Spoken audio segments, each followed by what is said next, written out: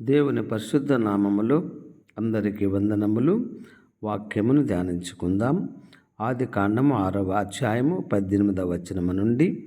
అయితే నీతో నా నిబంధన స్థిరపరచుదును, నీవును నీతో కూడా నీ కుమారులు నీ భార్యయు నీ కోడండును ఆ ఓడలో ప్రవేశింపవలెను.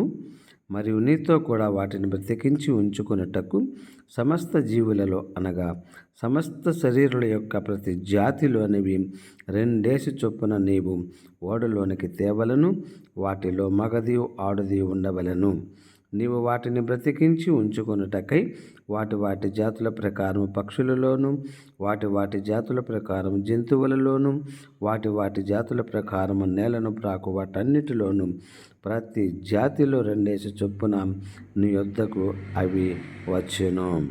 మరియు తినుటకు నానా విధములైన ఆహార పదార్థములను కూర్చుకొని నీ దగ్గర ఉంచుకొనుము. అవి నీకును వాటికిని ఆహారమగునని చెప్పెను. నోవాహు అట్లు చేసెను. దేవుడు అతనికి ఆజ్ఞాపించిన ప్రకారము యావత్తు చేసెను. దేవుడి పరిశుద్ధ వాక్యమును దీవించునుగాక. ఆమేన్.